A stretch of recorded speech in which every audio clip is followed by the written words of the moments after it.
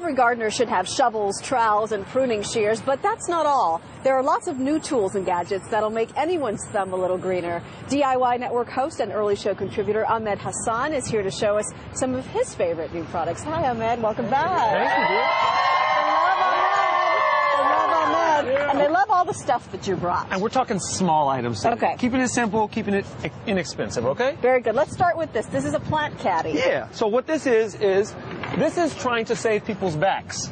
Okay. We like that because everybody knows what a pain it is to move those pots. And you could probably use this right about now, right? In your life, you could use caddies to get things around a little easier. Yeah. So basically, we've got plant caddies, whether you have plants that are up on your deck, out there on the patio. Sometimes you need to move them around, change the sun location of them, whatever. If you have something that's cute and it's easy to put it on something like that, you can wheel it around. I'm not saying you only have to use it for plants. You can use it for whatever. But of course, they're sold in the garden department at the home improvement store. And it looks very inexpensive. Yeah, nice little plant caddy. They come in different sizes. I got a smaller one there. All right. But basically, that was one little item that I thought would be helpful. This next thing is using your kitchen scraps for something good. Now, don't just throw them in the trash. I quit eating meat about 10 years ago. And I started growing my garden, and I wanted to have a compost pile. Because most people at least want to try it, right? Sure.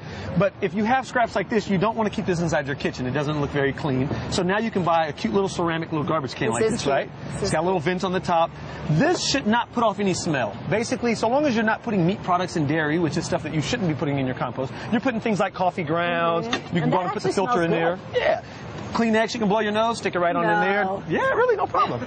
Apple, oranges, potato peels, carrots. If it's not a meat product and it doesn't come from an animal, put it in there, put a little lid on it. These come in different colors. You can keep this in the kitchen. It's not so bad looking. You can tell the kids, hey, go out and dump it in the compost pile, give it to your husband. Here you go, babe. Get rid of that. I think it's a great teaching tool for the kids. It is really good. I love that. And then you go out there and you do more composting, even better. What is this for? This reminds me of the, when your dad used to do the fertilize the lawn. Back in the day, they had the little whirly birds, right? Yes, it was actually a brand name, okay? What we have now is we have the same deal. It's the same whirlybird concept. The thing is, this one is ergonomically set up the right way because the weight of this is actually catching on my wrist right here. So no longer am I having something that's out there just putting all this wrist weight. It's got this little ergonomic design. It's still inexpensive. I mean, you're getting this for under $20. Yeah, and it's got a slightly larger mouth there. So if you want to put your grass seed in there, your fertilizer, whatever you want to do, it holds a little bit more. Because the fewer trips you have to go back and fill it up, the faster you can get your fertilizing done, and that doesn't feel bad. You want to try that? Let's fertilize, yeah. Let's try it. So how do I hold it like this? Go over the top, right in there. But how does that feel? It feels easy. It's comfortable, right? It's not heavy at all. Okay, so there's a little trigger in front. Pull that trigger, there you go. And she's off and going. And now you're planting grass seed everywhere, First whether we like it or not. I've ever done it, as you can tell.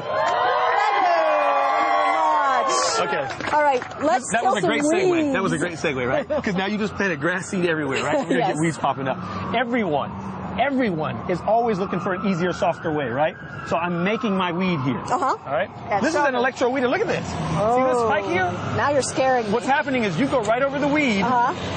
You plunge down. Now the tool actually says it. Look, it says right here. Small weeds, 3 seconds.